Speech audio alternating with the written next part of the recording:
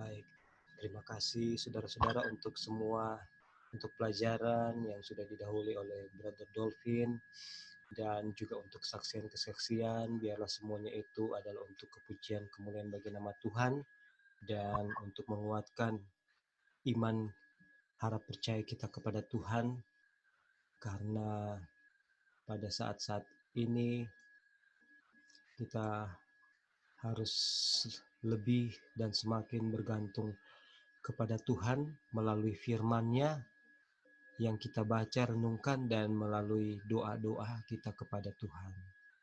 Dan saat ini kelanjutan pelajaran kita dari buku Kerinduan Segala Zaman chapter 13 yang judulnya Kemenangan.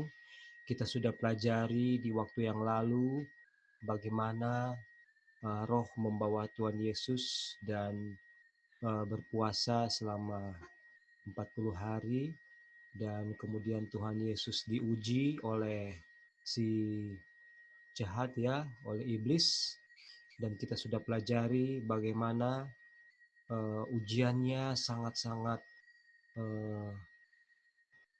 berbahaya, sangat luar biasa, kita boleh katakan demikian.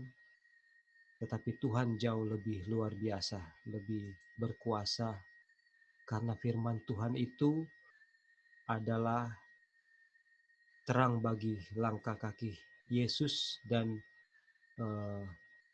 pelita bagi langkah kaki Yesus, bagi langkah kaki anak Bapa. Karena oleh firman Tuhan saja yang senantiasa menjadi senjata yang menjadikan Tuhan Yesus sebagai pemenang, ya, sebagai pemenang.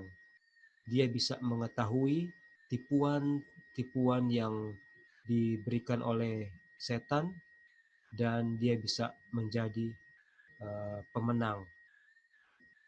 Bagaimana pelajaran daripada Tuhan Yesus yang bersandar kepada Bapa itu adalah pelajaran bagi kita, atau kunci kemenangan kita ada pada teladan yang Yesus berikan bagi kita. Dan bagaimana Tuhan Yesus itu adalah teladan yang mana kita bisa menjadi pemenang seperti Dia. Kita sudah pelajari di waktu yang lalu, jikalau ujian pencobaan setan yang menguji Yesus apakah dia adalah anak Bapa, yaitu engkau anak Bapa kalau waktu kamu melompat, maka Bapa akan menolong engkau dengan malaikat-malaikatnya. Nah, seperti itu. Dan sebelumnya engkau adalah anak Bapa kalau engkau memerintahkan supaya batu-batu ini menjadi roti.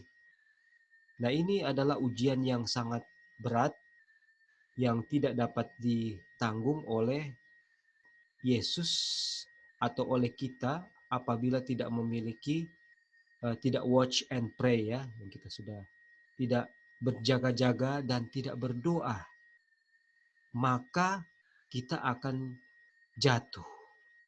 Dan ujian yang diberikan kepada Tuhan Yesus itu adalah ujian, salah satunya mau membuat Tuhan Yesus takabur, ya, takabur, di mana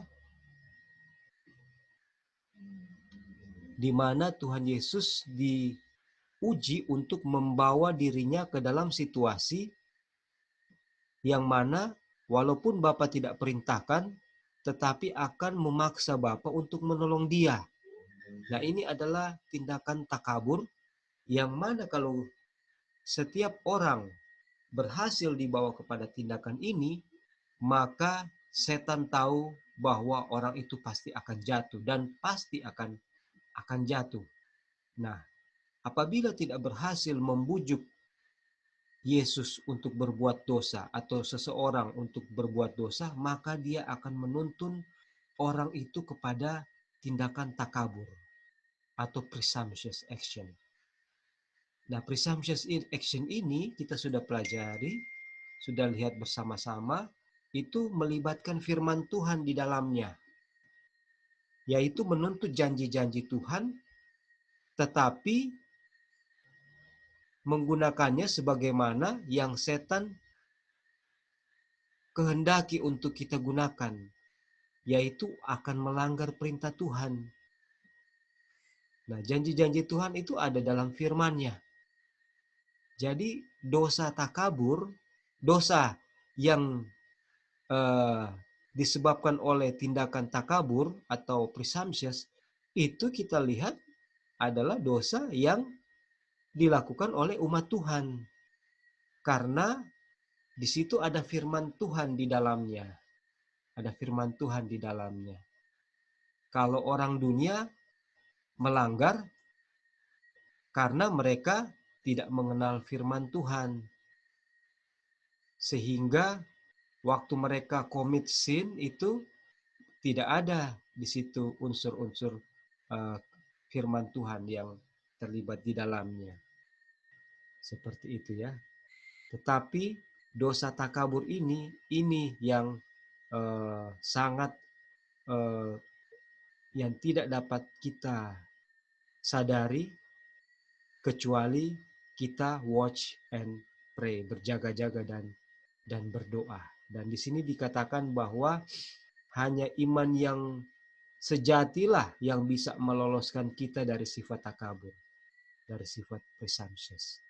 Jadi iman yang sejati itu adalah iman yang didasarkan kepada firman Tuhan, di mana betul-betul murni 100% firman Tuhan. Itu ya, betul-betul murni 100% firman Tuhan. Tidak ada satu iota, satu titik pun yang tidak berdasarkan firman Tuhan. Nah, inilah yang kita sudah pelajari melalui renungan, meditasi and pray atau watch and pray, maka akan mencegah kita dari lari dengan tak diminta ke jalan bahaya, dan dengan demikian kita diselamatkan dari banyak kekalahan. Aduh, ini adalah resep dari surga yang diberikan kepada kita, dan berbahagialah orang yang mendengarkan firman Tuhan dan yang melakukannya. Jadi yang sudah kita pelajari sahabat yang lalu sampai di sini. Sebelum kita akan melanjutkan, mungkin ada teman-teman yang review atau sedang membaca di rumah yang mau menambahkan sebelum kita akan melanjutkan pembahasan atau pembacaan kita. Sampai di sini ada yang mau menambahkan mengenai bagaimana kemenangan Yesus dalam dua pencobaan. Yang pertama adalah karena Yesus menghidupkan kehidupan yang penuh dengan meditasi dan doa kepada Bapa. Dan itulah standar atau kunci kemenangan kita. Dan Tuhan Yesus kalau Dia mau untuk menjatuhkan diri dan ditolong oleh Bapa, saat itu tugasnya sebagai teladan, sebagai pokok keselamatan gagal di situ. Kenapa? Karena kondisi itu tidak bisa kita lakukan. Artinya, setan akan mengatakan bahwa hanya Yesus yang bisa menurut. Manusia tidak bisa menurut. Itulah sebabnya perintah yang Bapa berikan terlalu berat, penuh arogansi, karena menuntut sesuatu yang tidak dapat dilakukan oleh manusia atau oleh makhluk-makhluk di alam semesta ini selain daripada anak Bapa. Itulah sebabnya Yesus tidak melakukannya. Dan kenapa Dia bisa sadar bahwa itu tidak boleh? Karena Dia meditasi dan berdoa. Itulah sebagian dari pelajaran kita. Kalau begitu, kita akan lanjut dengan pembacaan kita. Dan kalau saya lihat dia punya list di sini, Di bawahnya ada Sister Joy ya, Joy, The Hall of Men. Atau Joy atau Brother Dino ya. Apakah boleh tolong membacakan paragraf berikut ini? Namun kita tidak boleh putus asa. Oke.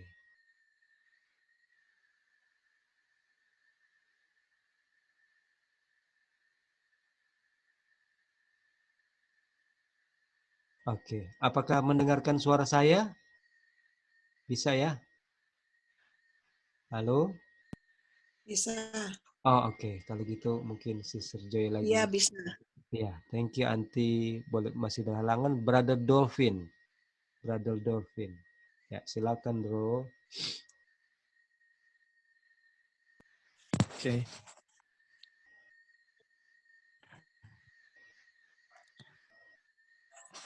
Namun kita tidak boleh putus asa apabila diserang oleh pencobaan.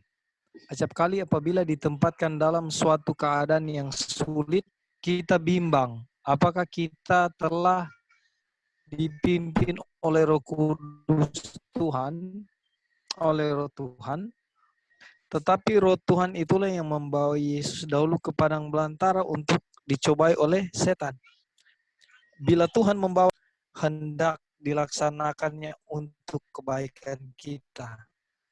Yesus tidak terkubur dalam segala janji Tuhan oleh pergi tanpa, Yesus tidak takabur janji Tuhan, tetapi roh itulah,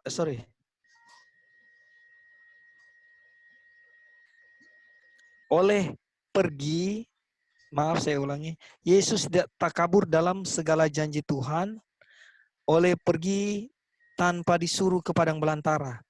Tidaklah pula ia putus asa ketika pencobaan datang padanya. Demikian juga halnya dengan kita. Sebab Tuhan setia dan karena itu ia tidak akan membiarkan kamu dicobai melampaui kekuatanmu. Pada waktu kamu dicobai, ia akan memberikan kepadamu jalan keluar sehingga kamu dapat menanggungnya. Katanya, persembahkanlah syukur sebagai korban kepada Tuhan dan bayarlah nasarmu kepada yang maha tinggi. Berserulah kepadaku pada waktu kesesakan. Aku akan meluputkan engkau dan engkau akan memuliakan aku. Korintus 10 ayat 13, Mazmur 50 ayat 14 dan 15. Silakan bro, sampai di sini ada tambahan, pendapat, penekanan, silakan. Ada beberapa poin ya. Jadi pertama, ketika ada ujian, jangan berputus asa. Ya. Yang kedua, bila Tuhan membawa kita ke dalam ujian, ia mempunyai maksud. Oleh sebab itulah dasar untuk kita tidak perlu putus asa. Nah, yang poin ketiga, Yesus tidak takabur dalam segala janji Tuhan untuk pergi tanpa disuruh. Jadi kalau ada hal-hal yang cuma menurut kebijakan kita sendiri atau kebijaksanaan dan pemikiran kita, nggak usah dilakukan. Ya, selalu patokannya Tuhan. Kalau Tuhan suruh kita lakukan, kalau tidak disuruh jangan. Karena buntutnya akan terjadi kesalahpahaman, akan terjadi over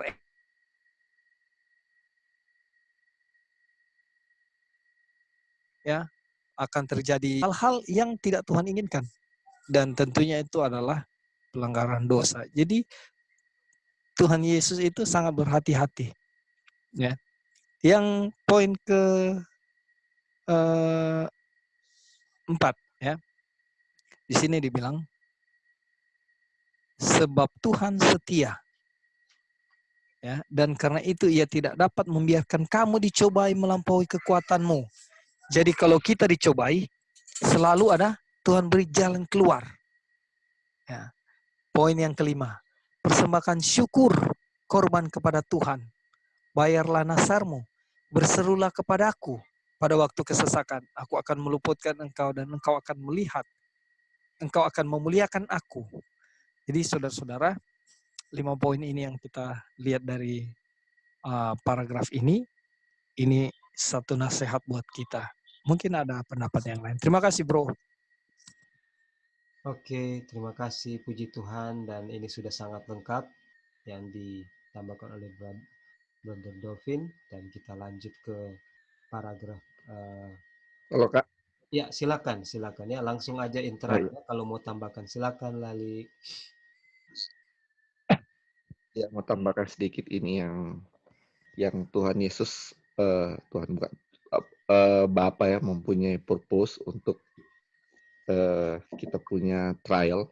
Kita langsung ingat yang chapter 10 yang eh, perkabaran malaikat ketiga, yang Ate Jones bilang kan, yang dia kutip di Wahyu 3 ayat berapa, ayat 19, yang tentang kepada jemaat Laodikia itu, yang dia bilang, belilah daripadaku emas dan kita tahu bahwa emas itu adalah trial kan. Kalau di zaman apa namanya, waktu Raja Daud dibilang, ujilah aku akan keluar seperti emas. Nah, di chapter di Wahyu 3:20 ini juga, emas yang Tuhan masuk itu adalah trial kan. Jadi ini adalah nasihat untuk jemaat Laodikia, dan kita tahu itu adalah untuk kita kan. Dan ini waktu pencobaan Tuhan Yesus ini, dibilang Tuhan itu dia enggak mencobai dan bisa dicobai. Tuhan enggak bisa mencoba dan dicobai. Tetapi Tuhan mengizinkan pencobaan ini. Makanya ini, setiap pencobaan ada maksud kan. Jadi ketika Tuhan Yesus lolos dari pencobaan ini, akhirnya maksudnya ada banyak manfaat, dan manfaatnya bisa terasa sampai sekarang kita juga kan. Kita bisa melihat pola setan untuk mencobai seperti apa, dan bagaimana Yesus menangnya seperti apa, dapat di situ ya, melalui pencobaan ini. Dan dengan trials juga ini kita tahu bahwa apa namanya, kalau di Ate Jones bilang itu, bikinlah trials itu sama dengan orang asing yang kita baru pertama ketemu, aduh, pertama sungkan kan, tapi lama-lama setelah itu akan menjadi akrab dengan trials ini. Artinya kalau dengan kita juga, kalau banyak trials, otomatis kita bergantungnya sama Tuhan, bukan kalau kan kita lebih banyak berdoa daripada kalau kita nggak ada trials. Jadi inilah keuntungan atau purpose, dan yang paling penting, tujuan dari trials ini adalah untuk mendekatkan diri kepada Tuhan atau untuk bergantung kepada Tuhan kan ini. Dan biasanya di balik trials itu, dan kita ketika sudah keluar, kita akan lihat, aduh, ini, oh ternyata Tuhan punya maksud ini. Ada maksud yang indah juga di balik trials itu. Iya, itu aja Kak. Terima kasih. Oke, betul sekali itu ya. Jadi itu trials itu adalah yang akan seperti di Daniel 12 ayat 10 kan, many shall be purified, made white and tried, dan the Roy. wise shall understand ya, hanya the wise. Ya, silakan Anti.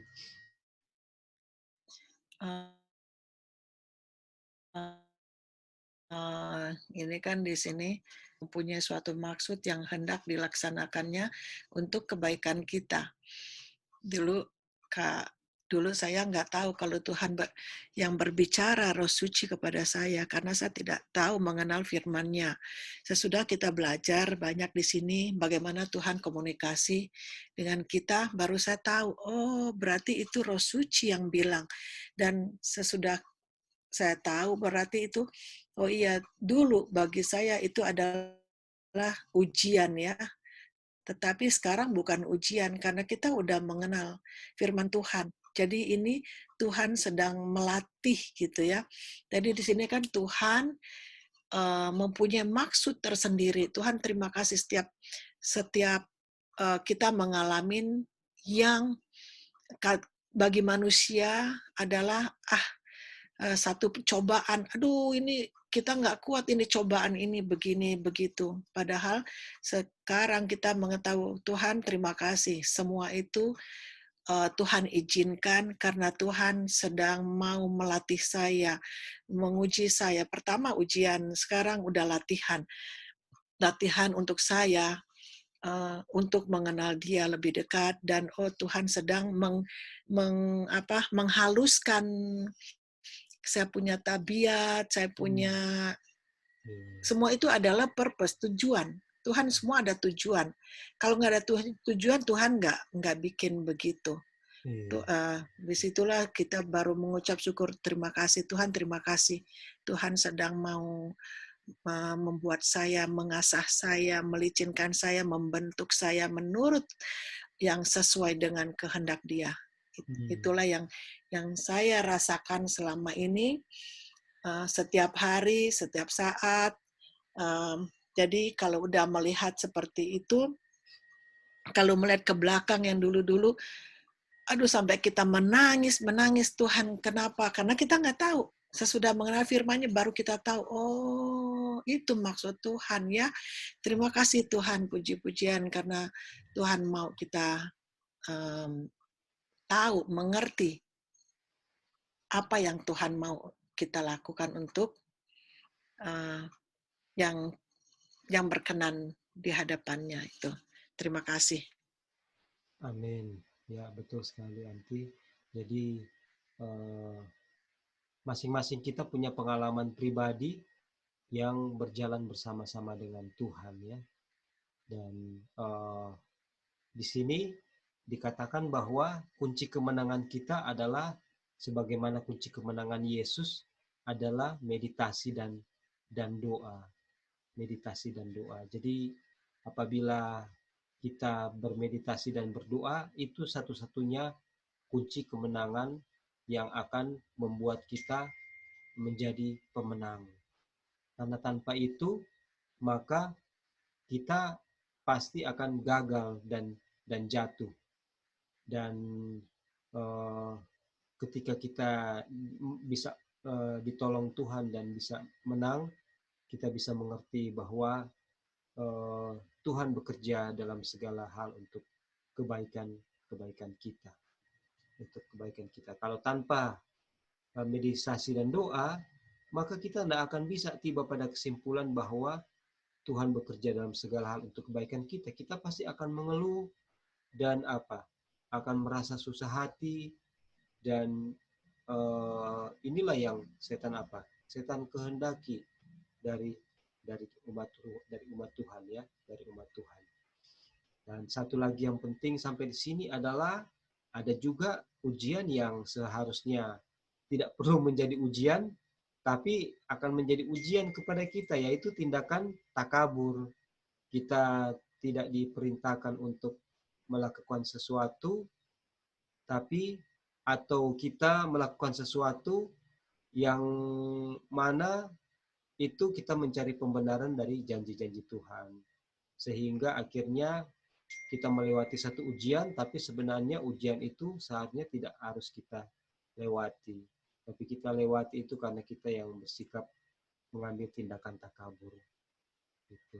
Dan supaya bisa menyadari betul akan tindakan ini, tidak ada jalan lain selain daripada pengenalan akan firman Tuhan secara pribadi, minyak yang sangat penting yang harus kita masing-masing miliki.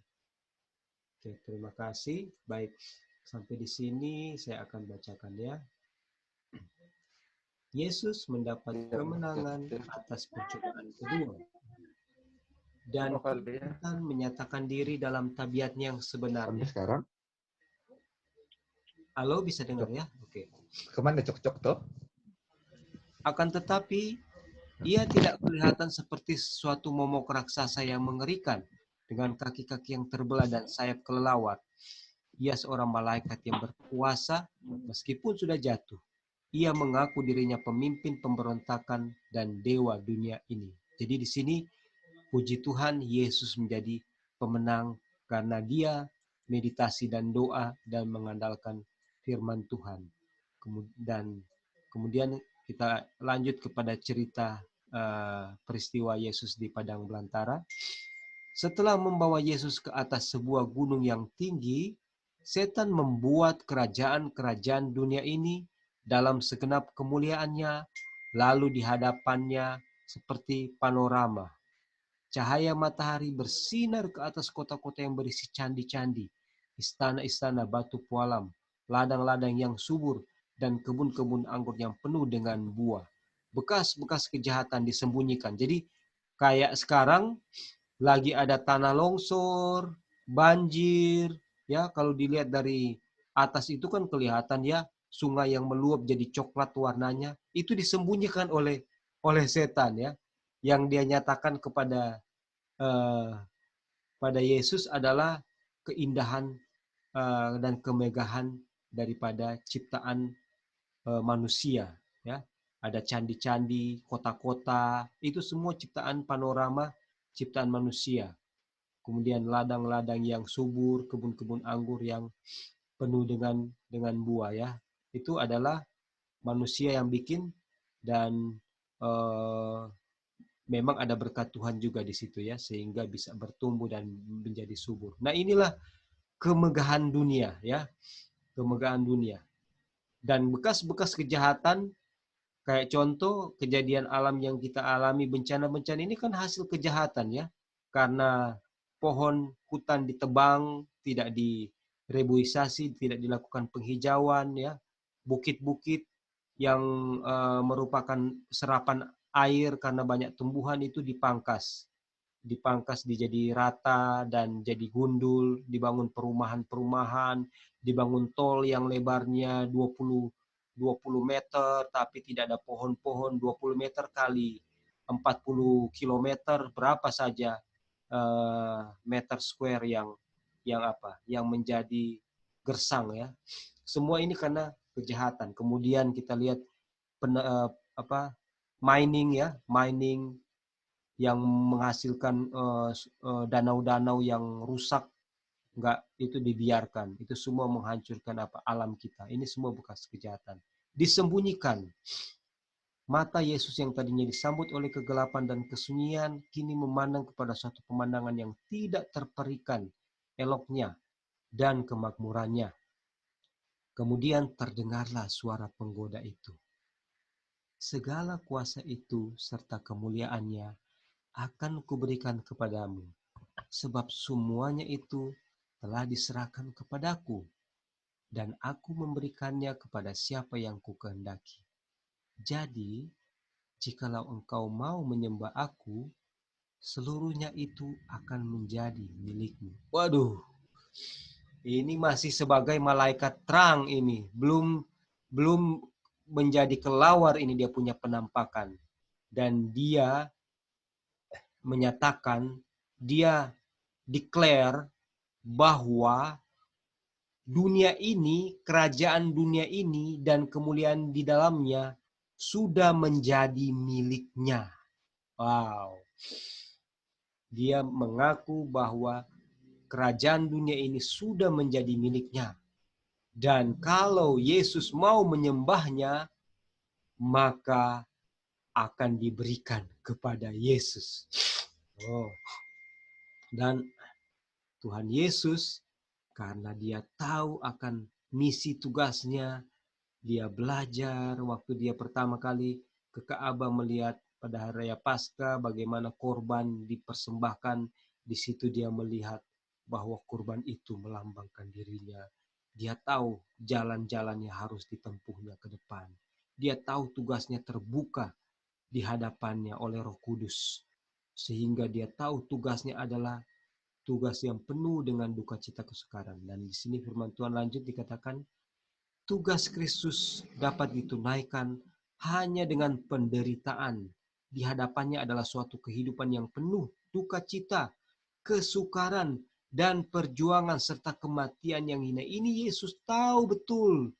Ini adalah cawan, sebagian kecil dari cawan yang sudah dia tahu dan dia minum. Tapi cawan yang terbesar ini, ia mesti menanggung segala dosa seluruh dunia. Ia mesti menanggung perpisahan dari kasih Bapanya. Inilah cawan itu yang dia tahu, bahwa dia harus terpisah dari kasih Bapanya. Kasih Bapa Yesus terhubung dengan Bapanya oleh ikatan kasih yang tidak pernah terputus, sehingga kematian tidak akan ada di dalam Dia yang olehnya Bapa percayakan penciptaan dunia ini dan segala isinya. Tapi waktu di Taman Getsemani, dia bergumul dalam doa kepada Bapanya dan meditasi. Dia telah memutuskan. Saat itu belum ya, waktu itu ini peristiwa Getsemani belum. Tapi dia sudah tahu dia akan harus meminum cawan keterpisahannya dengan Bapa. Jadi pada saat setan menunjukkan jalan lain, jalan potong, shortcut dari tugasnya, dia tahu betul bahwa bukan ini jalan yang Bapa dan dia telah putuskan waktu mereka berdiskusi di surga.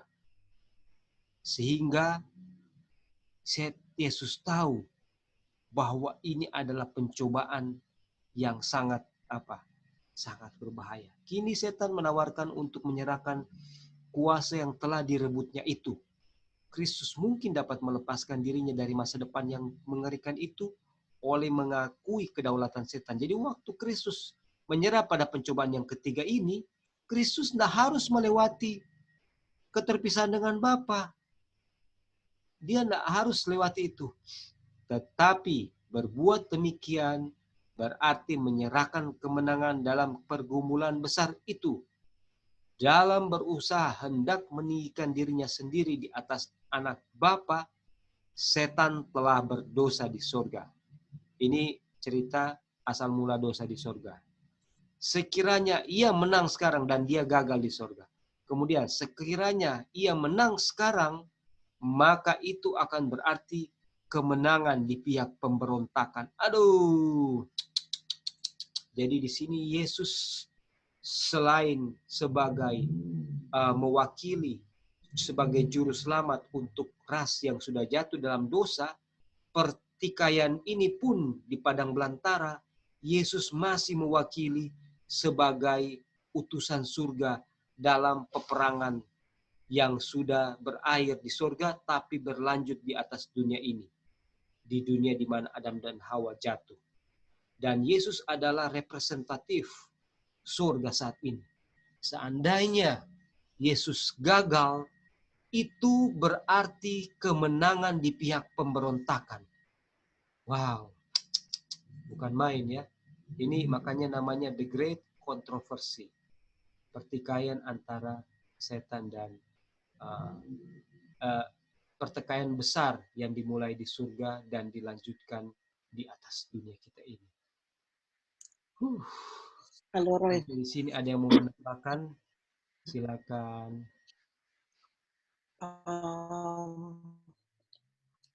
Saya merasakan baru ini saya rasa deep banget gitu ya.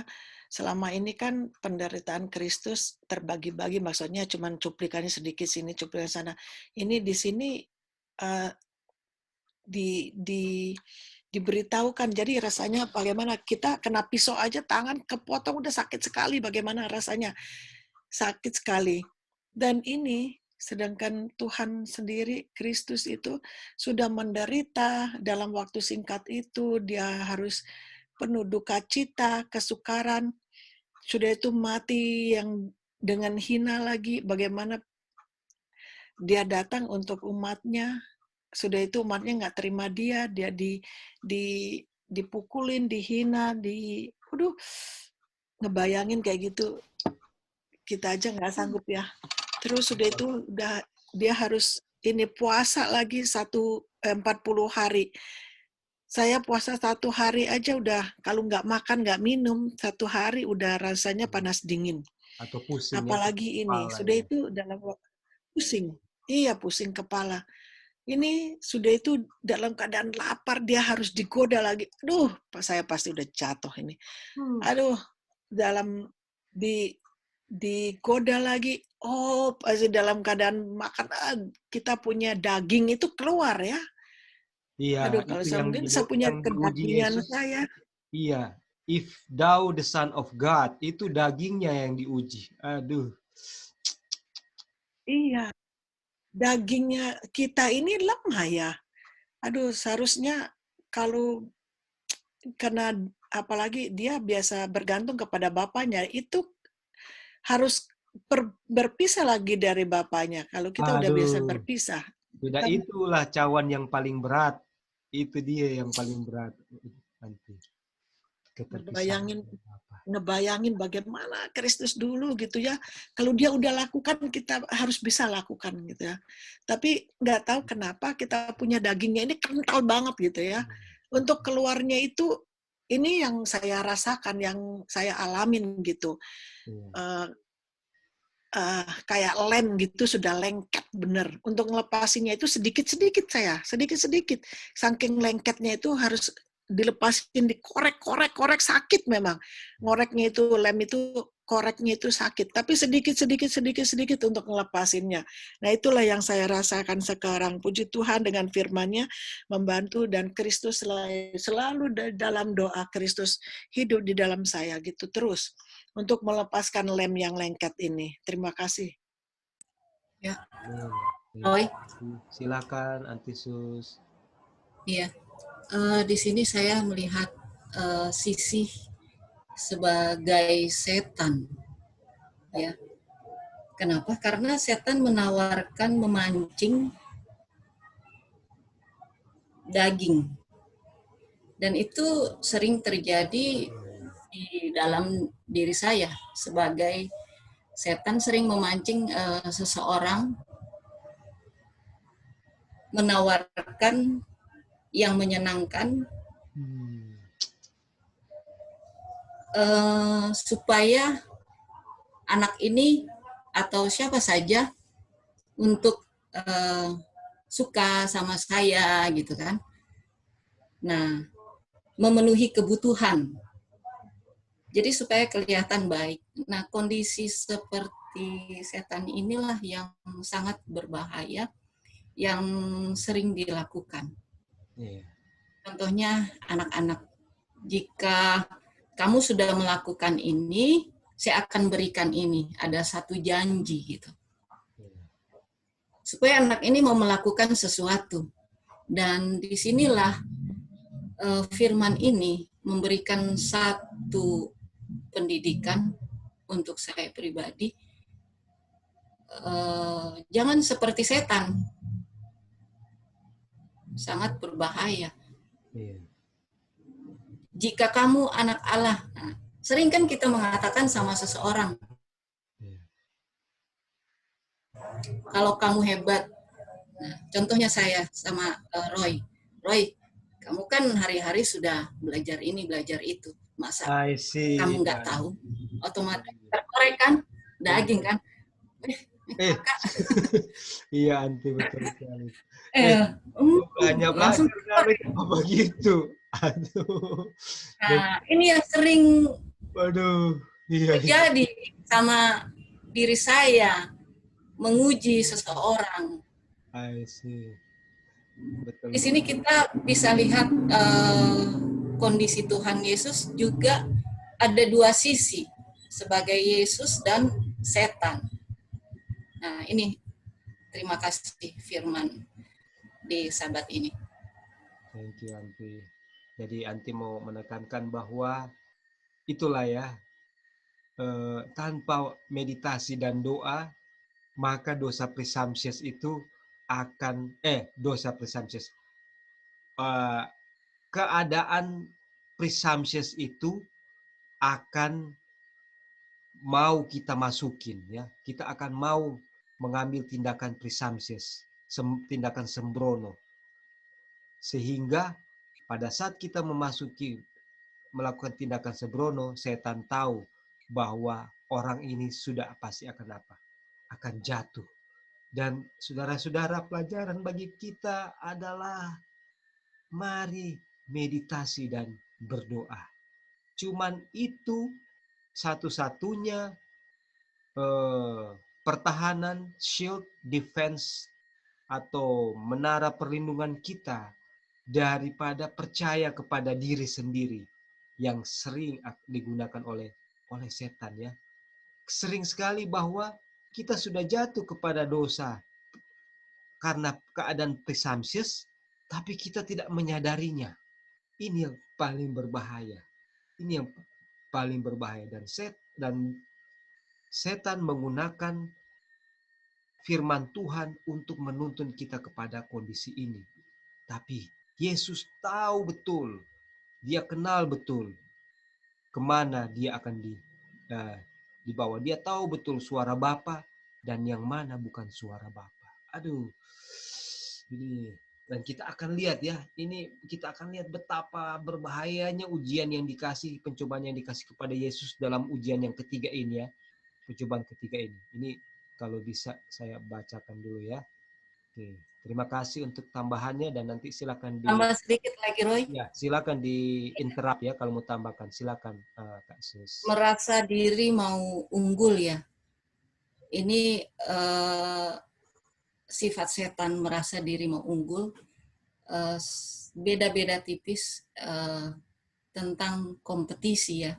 Dimana saya dengar tentang Serjami, tentang kompetisi ini yang sangat berbahaya, yang sering kita tanamkan kepada anak-anak dan orang-orang dewasa siapa saja yang kita temui. Jika engkau anak Allah, nah sering itu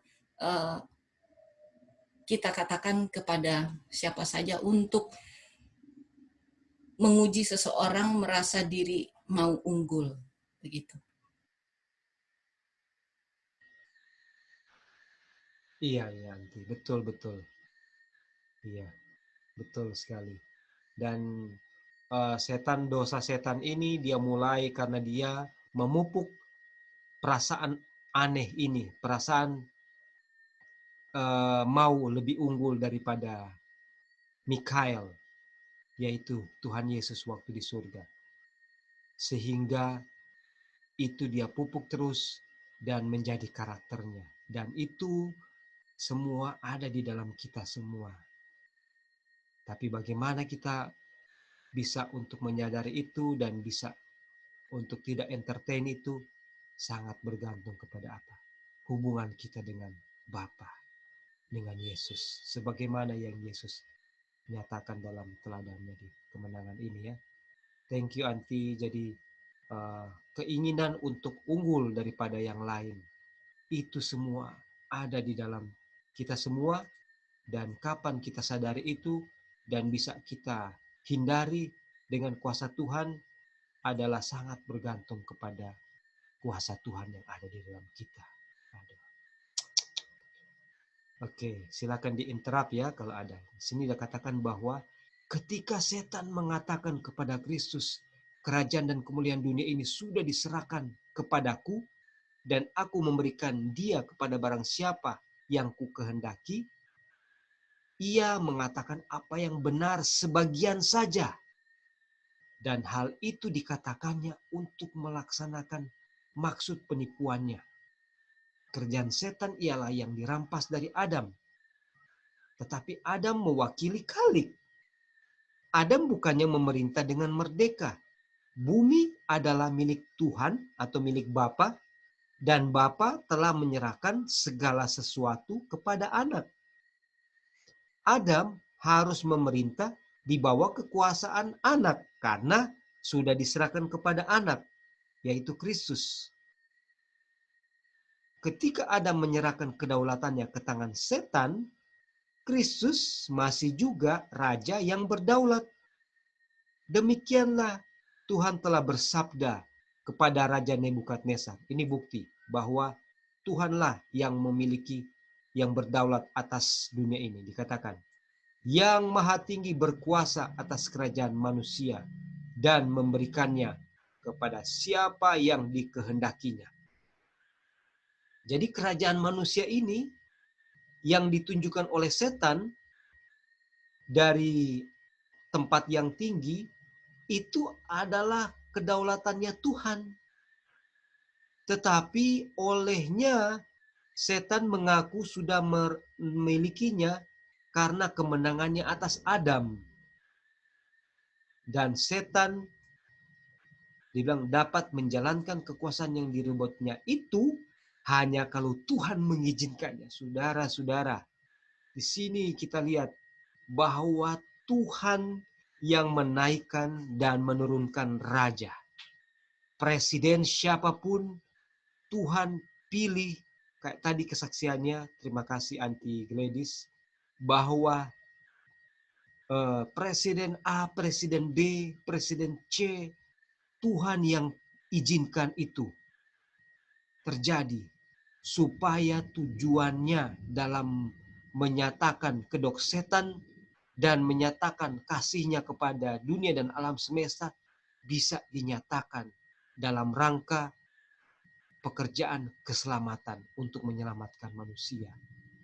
Itu yang kita harus terima dengan iman. Sehingga kita selalu bisa percaya bahwa segala hal itu Tuhan lakukan untuk kebaikan kita. Bahkan untuk menahan keempat mata angin, kehancuran, kebinasaan, karena umat-umatnya masih membutuhkan lebih waktu untuk mengenal karakternya dan beholding kepada karakternya dan diubahkan into the same image sehingga boleh terima meterainya. Tuhan masih Tuhanlah yang menahan keempat mata angin kebinasaan itu sehingga dia boleh terus bekerja kepada umatnya. Nah, ini yang diklaim setan dan dia menyatakan miliknya kerajaan dunia dan mau ditawarkan kepada Kristus. Apa kata firman Tuhan? Ketika penggoda itu menawarkan kepada Kristus kerajaan dan kemuliaan dunia ini, ia sedang menganjurkan supaya Kristus menyerahkan hak raja yang sesungguhnya atas dunia ini, serta berkerajaan di bawah setan. Aduh, kembali lagi saudara-saudara, Kristus adalah pemegang kedaulatan atas kerajaan dunia. Tapi dia tidak perlu untuk menyatakan bahwa kerajaan dunia ini adalah miliknya. Karena itu adalah tindakan presumptuous. Itu adalah tindakan sembrono. Karena Tuhan tidak membutuhkan bukti daripada yang setan minta. Ya, tidak membutuhkan bukti daripada yang setan minta.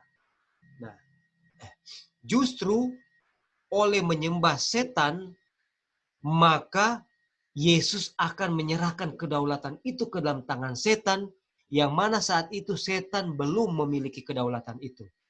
Kemudian, dibilang ini, justru inilah kerajaan yang di atasnya segenap harapan bangsa Yahudi bertumpu. Aduh!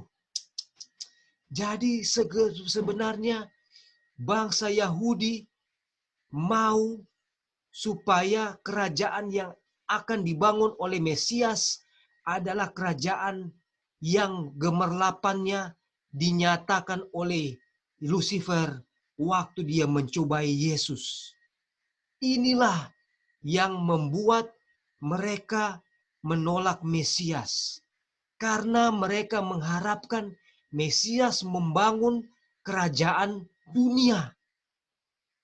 Dan seperti apa kerajaan dunia dan seperti apa kerajaan Yesus yang akan dibangun, kita akan lihat ada dua kata. Ada dua kata yang membedakan kerajaan dunia dan kerajaan Yesus. Mereka mengingini kerajaan dunia ini. Makanya waktu Yesus datang dengan kesederhanaan di Bethlehem, Efrata, mereka tidak mengenal dia. Waktu dia berkhotbah di Ka'bah pada waktu hari raya pondok daun-daunan, dia berkhotbah di situ. Mereka mengatakan, kamu dari mana? Dari sekolah mana? Di situ mereka tidak mau terima dia. Waktu dia menyatakan waktu di krisis di Galilea bahwa kerajaannya itu adalah kerajaan bukan seperti yang mereka idam-idamkan. Di situ murid-murid selain Rasul berpaling daripadanya dan walk no more with him. Karena apa? Karena kerajaan dunia ini yang mereka cita-citakan untuk dibangun oleh Mesias. Sehingga ketika Mesias menyatakan kerajaan Bapa, mereka menolak dia. Nah, kemudian, sekiranya Kristus berkenan menawarkan kepada mereka suatu kerajaan yang demikian, maka mereka tentu akan menerima dia dengan kesukaan. Jadi kalau Yesus menyatakan bahwa dia akan mengikuti yang mereka kehendaki, membebaskan mereka dari tirani Romawi, dan membangun kerajaan yang seperti mereka kehendaki, maka mereka akan ikuti dia. Itu artinya mereka tidak mengenal Mesias. Akan tetapi kutuk dosa dengan segala malapetakannya terletak di atas kerajaan itu. Kristus mengatakan kepada penggoda itu, "Enyahlah iblis, sebab ada tertulis, engkau harus menyembah Tuhan Bapamu, dan hanya kepada Dia sajalah engkau berbakti." Waduh, Tuhan Yesus tidak mau berargumentasi dengan setan. Dia tidak mau beradu jawab sebagaimana Hawa beradu jawab dengan ular. Dia tahu bahwa setan bukanlah pemilik kerajaan dunia ini. Itulah sebabnya dia tidak mau mengomentari itu. Karena dia sedang mau membuat Yesus untuk menyembahnya, bukan menyembah kepada Bapa. Dan tidak ada lagi no more conversation mengenai pernyataan iblis. Dia mengatakan, enyahlah sebab ada tertulis, engkau harus menyembah Tuhan. Jadi saudara-saudara, sangat jelas bahwa yang harus kita sembah itu adalah Tuhan, Bapa, pencipta langit dan bumi.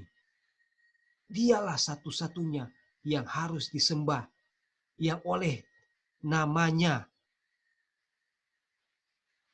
maka segenap bangsa sujud menyembah. Kemudian kita baca lagi, oleh Dia yang telah memberontak. Ya, silakan Lali, silakan. Ada tambahan sedikit. Ya. Apa tadi ya? Jadi ternyata yang pikiran iblis ini yang langsung menurun ke murid-murid Tuhan Yesus pada waktu murid-murid Yesus kan pikir bahwa Tuhan Yesus akan mendirikan kerajaan di bumi ini kan, dan para orang lain. Baik murid-murid rasul-rasul maupun murid-murid selain rasul-rasul tapi sudah mengikuti dia juga. Ya. Iya, murid-murid yang 12 murid itu juga berpikir sama dengan setan waktu itu. Betul, Lali, betul sekali. Sampai mereka sama-sama dengan Yesus masih ada itu, betul. Iya, jadi pikiran yang, ini Yesus ternyata itu pikiran yang awal dari setan juga, yang berpikir bahwa Yesus itu mau berpikir kerajaan di bumi ini kan. Betul. Kenapa dia berpikir ini? Karena memang yang di kutipan sebelumnya itu yang ketika dia menang atas Adam. Jadi memang waktu Adam diciptakan, Adam ini Tuhan bilang segala ciptaan Tuhan. Adam itu berkuasa, dia menamai semua ini, pohon, semua binatang. Di waktu itu istilahnya Adam itu sebagai raja bumi kan, karena raja dia yang bumi menguasai semuanya, mewakili Tuhan. Dan setelah Adam jatuh, setan pikir setan yang menggantikan Adam kan, karena dia yang di atas Adam. Tapi ternyata kan, raja bumi Adam kan, raja bumi Adam. Setelah Adam jatuh, siapa yang gantikan? Iblis yang gantikan istilahnya. Jadi dia lah yang menguasai bumi waktu itu kan, pikirannya dia seperti itu. Tapi sebagaimana Adam diciptakan oleh Tuhan, Tuhanlah yang di atas Adam itu masih ada Tuhan. Bapa. Jadi memang waktu iya masih ada Bapa. Jadi memang waktu Adam jatuh, Adam jatuh bukan berarti Yesus itu sudah dibawa Yesus itu dibawa iblis kan, tetapi dia Iya. memang masih di atas dari iblis lah itu. Itu. Karena waktu itu posisi Adam sudah setara sama dengan iblis, tetapi di atas Adam masih ada Yesus, di atas iblis masih ada lagi kan. Itu Iya. yang salah dimengerti. Itu yang pikiran iblis yang sampai ke dibawa-bawa terus sampai di zaman murid-murid juga kan, dan mungkin sampai di zaman kita juga sampai seperti itu kan, Iya. bahwa kita lebih suka istilahnya kita lebih suka untuk berpikir tentang apa yang kita akan dapatkan di kerajaan surga kan. Jadi banyak yang kita pikir, aduh nanti surga seperti apa, tetapi Iya. seperti yang kutipan, bagaimana kalau kita untuk memiliki pikiran Kristus aja, maksudnya kita selama ini menginginkan apa yang dimiliki Kristus atau Tuhan, tetapi tidak menginginkan pikiran Tuhan.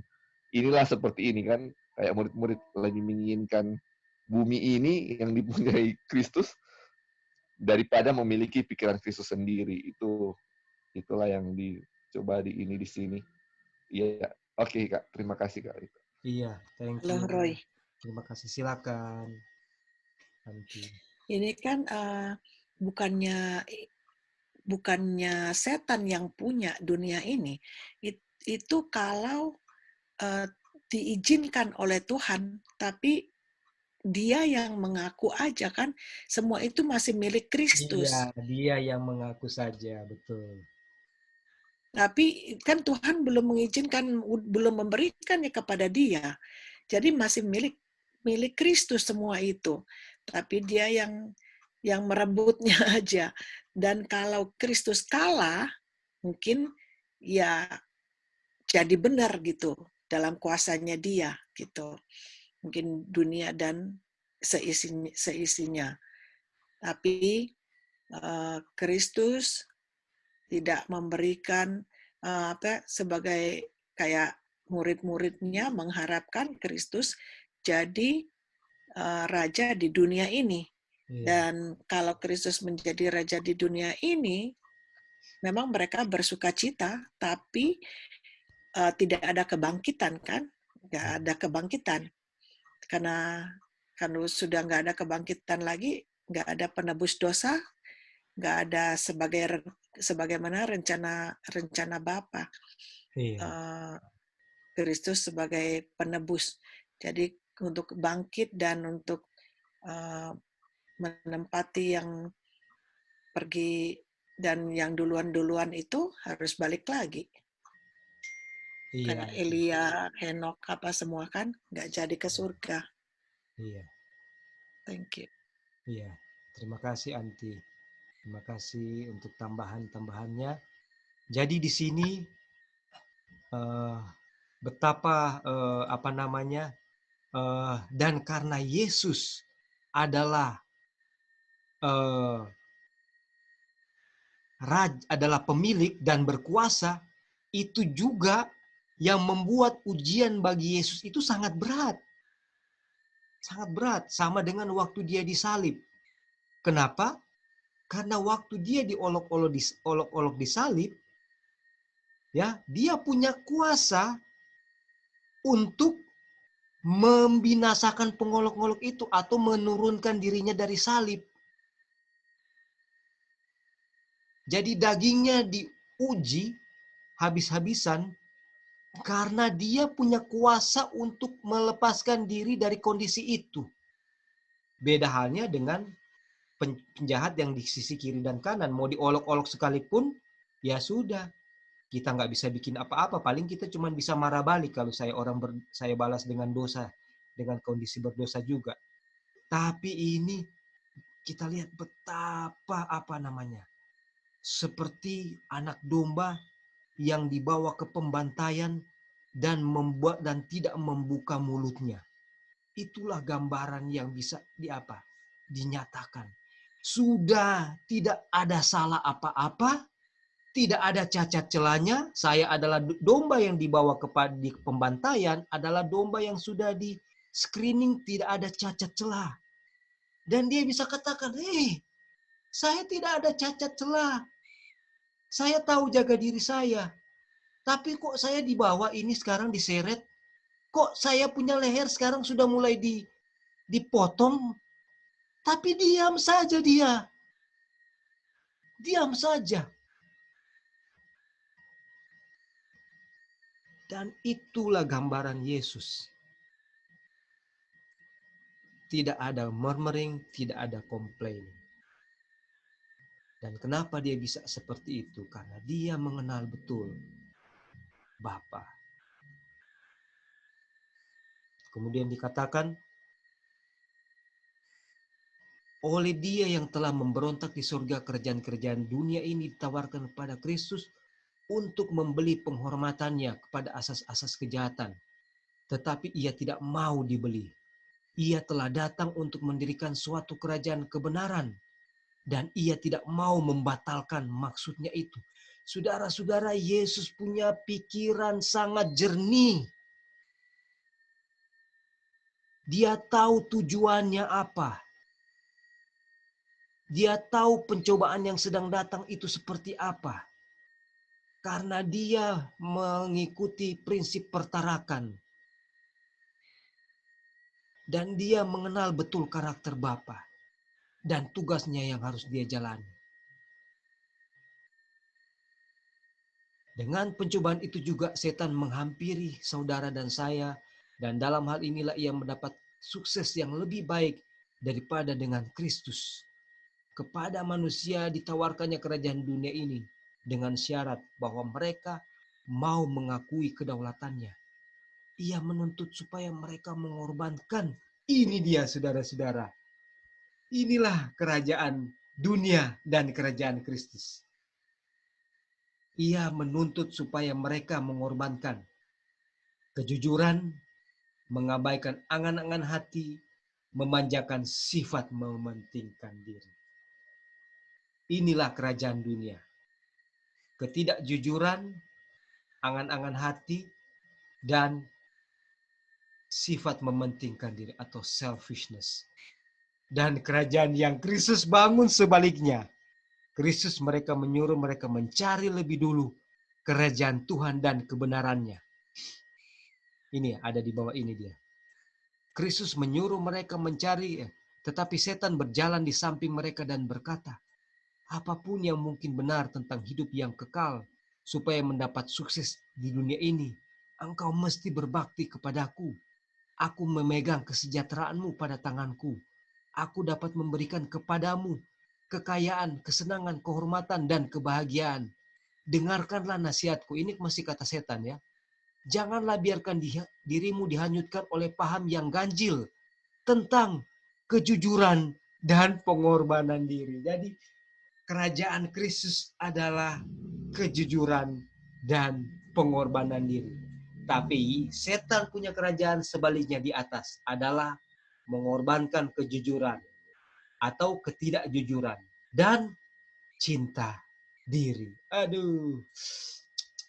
Dan inilah kerajaan yang Mesias bawakan, pengorbanan diri dan kejujuran. Tapi bangsa Yahudi menyukai dan memilih ketidakjujuran dan mementingkan diri.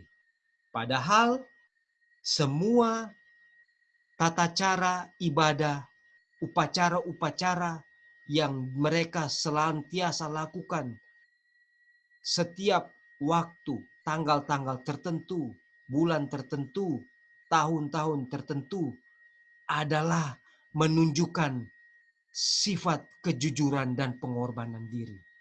Pada saat mereka berdosa, mereka harus mengorbankan binatang yang tak bercacat untuk mati bagi dosa mereka. Dan maknanya itulah Mesias yang akan datang. Tapi mereka kehilangan pandangan kepada Mesias.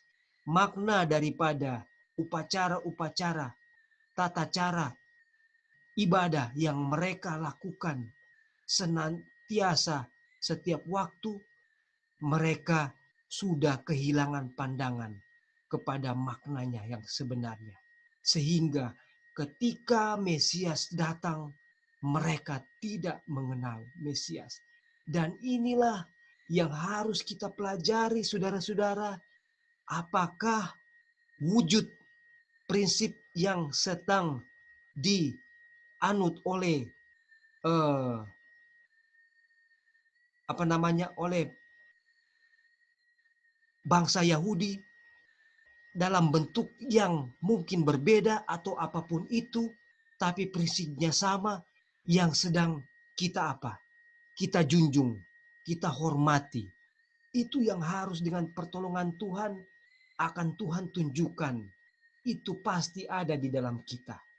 Hanya perlu hubungan yang dekat dengan Tuhan, maka dosa presumptuous ini akan akan dinyatakan kepada kita.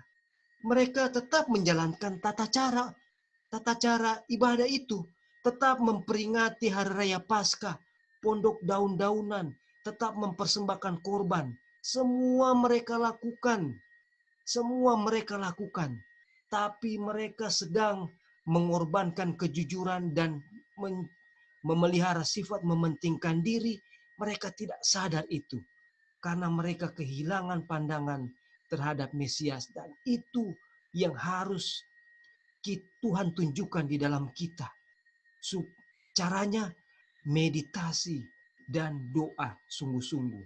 Supaya waktu ujian itu datang, kita bisa menjadi pemenang seperti Yesus. Kita selesaikan paragraf ini dan kita akan minta partisipasi daripada teman-teman untuk membacakan. Ini sengaja saya bacakan supaya prinsip yang sangat penting yang ada di dalam ujian pencobaan ketiga ini saya tidak lupa ya. Aku akan mempersiapkan jalan di hadapanmu. Demikian banyak sekali orang yang tertipu. Mereka mau hidup untuk melayani diri sendiri. Dan setan merasa puas sementara ia memikat mereka dengan harapan kerajaan duniawi. Ia memperoleh kekuasaan atas jiwa. Tetapi, jadi saudara-saudara ingat, saudara-saudara, yang tertipu ini adalah umat Tuhan ya. Bukan orang kafir, saudara-saudara. Dan pelajaran ini buat saudara dan saya. Dosa presumptuous adalah dosa bagi orang yang mempelajari firman Tuhan. Tetapi ditawarkannya apa yang bukan haknya untuk memberikan dan yang segera akan dirampas dari mereka. Sebagai balasnya, ia menipu mereka dari hak mereka atas warisan segala anak Bapa, anak Tuhan. Oke, masih berlanjut, tapi sampai di sini ada yang mau menambahkan atau menekankan atau bertanya untuk kita jawab bersama-sama. Kemudian saya akan minta tolong dibawa Joy tadi, Dolphin 1888. Siapa ini yang cuman gambar ya? Cuman gambar nggak ada nama, cuman koma. Atau yang 1888. Boleh tolong. 1888 itu ini si Om bapaknya Dion. Oh Kak Victor ya, Kak Victor. Apakah Kak Victor boleh bacakan ya? Untuk ini sebenarnya tanggung sekali ya, tapi waktu juga sudah mau lewat ya. Jadi mau nak mau kita stop di sini. Tapi apakah boleh Kak Victor tolong bacakan ya? Ini. Oke, kalau begitu saya bacakan ya. Saya bacakan di paragraf ini. Karena waktu habis baca ini kita tutup ya. Oleh Dia yang telah memberontak di surga, kerajaan-kerajaan dunia ini ditawarkan kepada Kristus untuk membeli penghormatannya kepada asas-asas kejahatan. Tetapi ia tidak mau dibeli. Ia telah datang untuk mendirikan suatu kerajaan kebenaran. Ini sudah. Oh, ini sini. Setan telah mempersoalkan apakah Yesus adalah anak Bapa. Ketika ia diusir cepat-cepat dari surga, ia telah beroleh bukti yang tidak dapat dibantahnya. Bukti apa? Yaitu bukti bahwa Yesus adalah the Sons of God. Keilahian memancar melalui kemanusiaan yang menderita. Setan tidak mempunyai kuasa untuk melawan perintah itu. Dengan perasaan sedih, pedih, dan marah karena direndahkan, terpaksa ia mengundurkan diri dari hadirat penebus dunia itu. Kemenangan Kristus sempurna adanya, sama seperti kegagalan Adam dahulu pun sempurna. Jadi, saudara-saudara, kita mendapatkan satu kepastian, keyakinan yang dalam pada sabat ini, bahwa apabila kita mau meditation and pray sebagaimana Yesus meditation and pray, maka kita akan memperoleh kemenangan dan kita akan mengetahui penipuan penyesatan setan yang ada di depan mata kita. Ada di depan mata kita. Dengan demikian, di sini kita boleh seharusnya menjadi pemenang dan tidak perlu membawa diri kepada situasi sembrono yang membawa kita kepada satu kepastian untuk jatuh. Kiranya pelajaran ini bagi saya pribadi sangat penting dan bagi saya percaya bagi saudara-saudara semua, karena kita sekarang sedang berada pada satu masa yang genting, masa di mana Tuhan Yesus sedang berada di bilik yang maha suci. Kutipan Roh Nubuat menyatakan bahwa pengetahuan akan pekerjaan di Ka'bah dan pengadilan pemeriksaan harus dimengerti betul-betul oleh umat Tuhan supaya mereka boleh mendapatkan benefit daripada pekerjaan itu. Oleh mengerti atau mengingat bahwa saatnya Yesus sedang membersihkan Ka'bah di surga dari dosa, catatan dosa yang sudah diampuni, pekerjaan yang sama harus dilakukan oleh umat Tuhan. Kita harus afflicted soul, harus betul-betul menyelidiki hati, kutipan mengatakan.